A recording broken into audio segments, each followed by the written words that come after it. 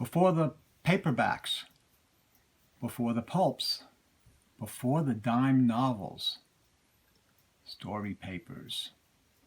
Hi, I'm Gary Lovisi. This time we're going to look at some really old, 120 plus year old, what they call story papers. These are from Street and Smith publishers in New York City, and it's the New York Weekly, which was a 8-page newspaper size, bedsheet size newspaper, and it's basically for women. It had romance stories, mild detective stories, mild adventure stories, nothing that was too exciting or too risque or too agitating for the delicate female readership of that era, because we're talking here now, of course, in the 1890s, 1896, 1899. So what we're going to do is take a look at some of these now. Each issue, the serials, contained serials and complete stories.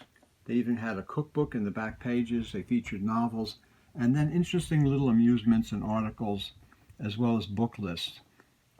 Street and Smith published New York Weekly, newspaper size from 1861 to 1910, and it mostly had romance and women's stories, and it was geared toward women.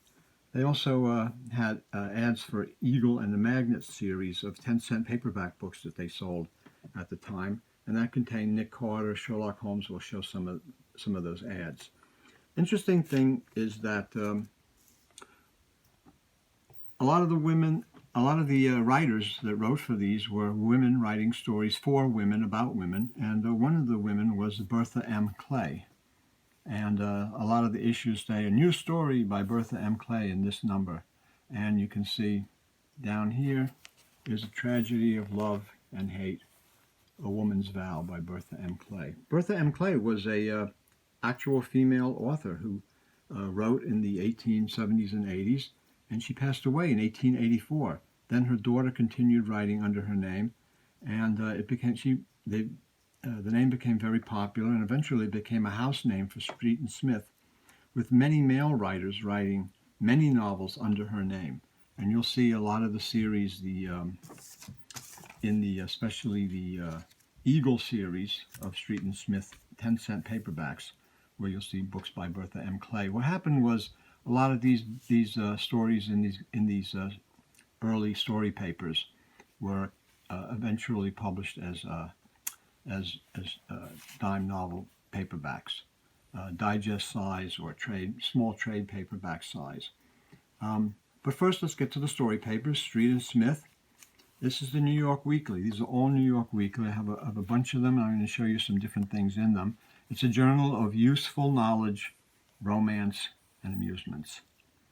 And they all have this beautiful artwork, really nice design artwork on the front cover, and showcase stories in the banner at the top, who's in the issue, and also they showcase a story down here.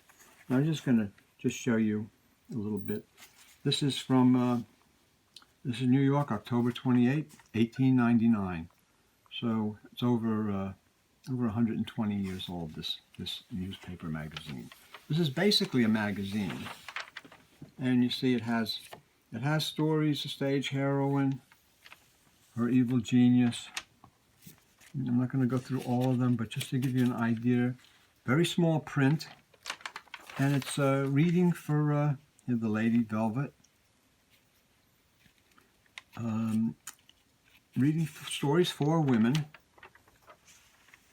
and here it has the Eagle Library, which was Street and Smith 10-cent dime novels, and you'll see quite a few of the of Bertha M. Clay books listed there. And in the Magnet Library, you'll see a lot of Nick Carter. They had ads. They had an ad for opium. If you're addicted to opium or drinking, this you can get help through this ad. There's the ad for Ainsley's which is a paperback magazine. I have a few copies of it, published by Street and Smith. A very attractive little paperback magazine. On the back cover, you have the cookbook, which has recipes that were popular in 1899. And in fact, my wife photoed a few of these because there were some interesting cookies and recipes for different pastry and stuff that you don't see too much, of today. And interesting. They also had like fashion, and we'll get to that. We'll show you more of that. What I'm going to do is fold this up, put this here, so that we can look at some of the other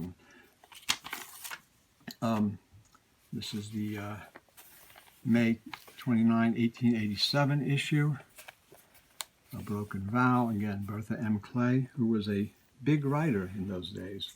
She's forgotten now, and then she became a house name, and a lot of books and stories were published under that name. She's a very popular author. At one time I think they said there was 27 publishers were publishing dime novels by Bertha M. Clay. Here's an ad for the new high-tech, just-out, sophisticated gramophone. Pretty interesting, from 1897. And that's one I wanted to show you. This is geared toward women, and on page 8, the last page, is women's fashion of the era. And it's all different kind of clothing for the well-dressed city slicker woman, and of the era of 1897. So these are what the well-dressed women were wearing in 1897. Very interesting. And we'll take a look at some of the others. They all have, this is a issue from March 11th, 1899. They all have nice drawings on the cover to showcase the stories. These are, of course, they're torn here. They're folded, over 120 years old. It's amazing that they even exist, much less that they are in any condition whatsoever. They're very delicate, and I'm trying to be careful with them as I show you just some of what was in here. This is the Eagle Library again. It has all the books listed. Mostly romance by authors that we've never heard of, but they had in these series they had illustrated covers. Another story. There's some detective stories in here, mild detective stories. In fact, everything here is kind of mild because it wouldn't be offensive to women. They didn't want to do anything that was too wild or crazy. Here's the Magnet Library. No, here's the Magnet Library. Okay, so you can see here, books are numbered number 1, Nicholas Carter or Nick Carter, and there's all of these. And then they have other authors, and even there's Doyle Sherlock Holmes in this series later on, which I'll show you right now. Here's another Magnet Library ad. Okay, you see the Nick Carters, but if you come down over here to number 72, it's the Sherlock Holmes Detective by A. Conan Doyle. So there's some Doyle. There's also other authors in this series, and it's an interesting series of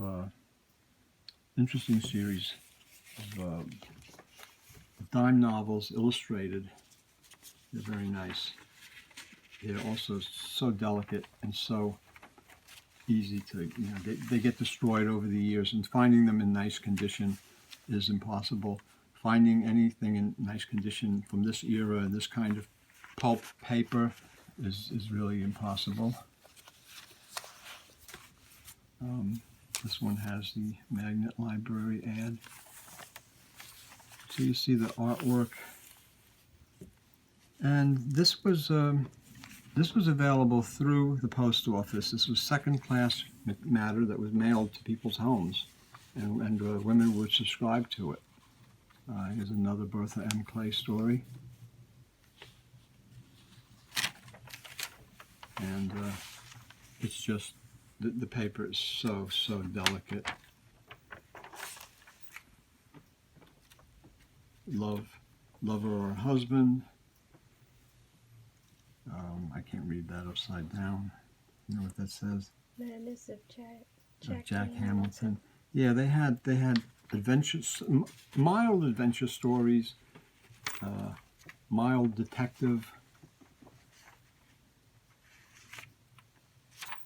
It's just pretty interesting, pretty cool. The Magnet Library, again with Nicholas Carter, before he became Nick Carter.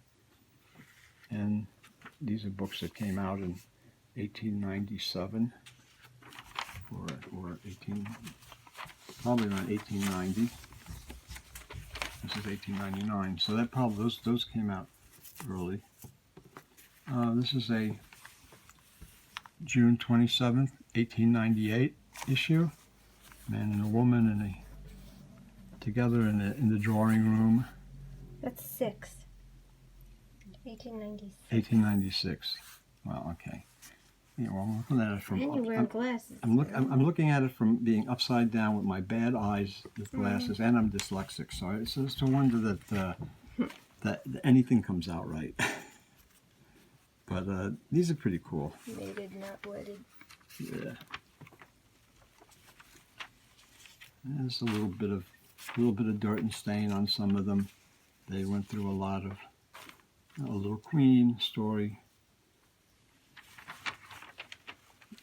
Again, they all have some fashion for the women. Two lovers of flowers. Mm-hmm. They had poetry in these and other little squibs and snippets of interesting things. Another Bertha M. Clay. She was very prominent, featured in these magazines, which I call them magazines. They're called story papers. That's the proper name, because they just basically they were papers with stories.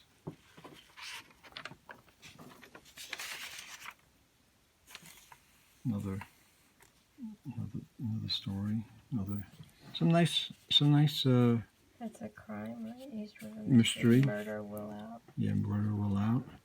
And there were some male writers that wrote for these papers, but most of them wrote. If they did write, they wrote under a female name.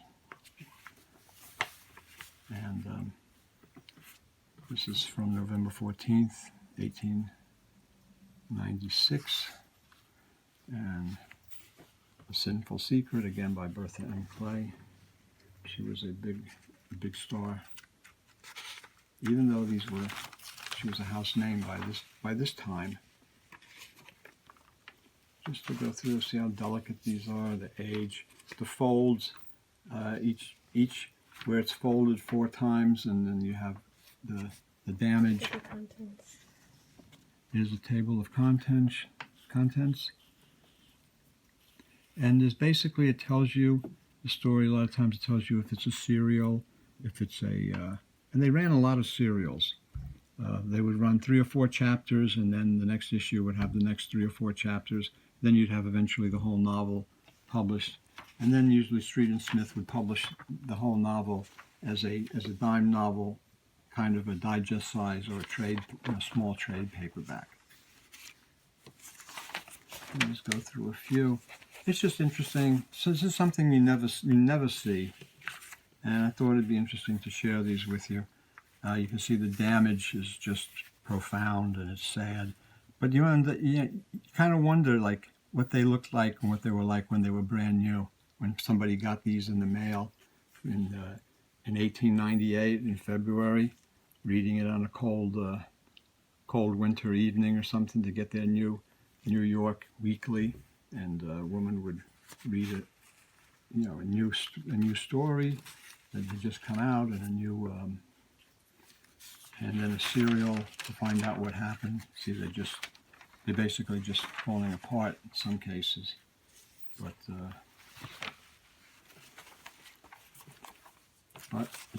it is what it is. I mean, just even finding these sometimes is just impossible. And this is from March 1899.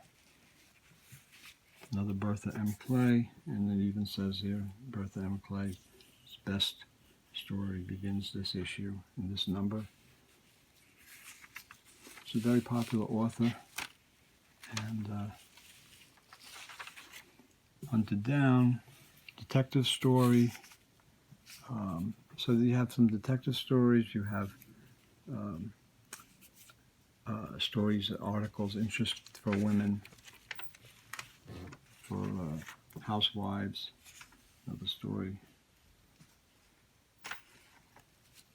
And they see a lot of them. So this one, like here, this is a serial, and it starts here from chapter, if I can read that upside down correctly, I think it's chapter 14 in Roman numerals. So, they do 3 or 4 chapters, and it's usually 2 columns, or, there's 4 columns in this case. And it's very, very small print.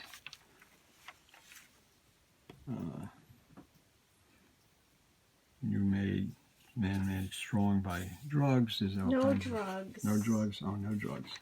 Yeah, see, no drugs. Okay. And there's a kidney trouble, and so another ad for different medical and treatments and things. And our cookbook, each issue usually has something with our cookbook, which I mentioned before. And well, there you have it. The New York Weekly from 1896 to 1899, maybe a dozen or so issues that I have, and very interesting women's romance, fiction to entertain women, and that was, and they also sold, advertised the dime novels, Street and Smith dime novels. Pretty cool, pretty nice artwork. Artwork is very well rendered. The stories, I read a little bit, snippets of this and that in the magazines, and they're kind of mildly entertaining. They're of an era, of that era, and they're kind of historical artifacts, actually. But it's interesting, and I just thought you'd be interested in seeing something a little different. These were the story papers that came out in the probably around after the Civil War to about 1880. Before there were ever paperbacks, before there were ever pulp magazines, and before there were even dime novels, it was the story papers. And these papers were where most people got their popular fiction from. And this is where kind of a lot of the popular fiction and illustration started. Street and Smith was the main publisher of a lot of this material, and they published for many decades, and all kinds of things. And they published pulps and paperbacks, and all kinds of magazines. But this is one of their earliest, the New York Weekly. So I hope you enjoyed this look at historic documents of popular fiction. And if you did, give us a thumbs up, a like, and tell your friends. Thanks for looking, and I'll see you next time.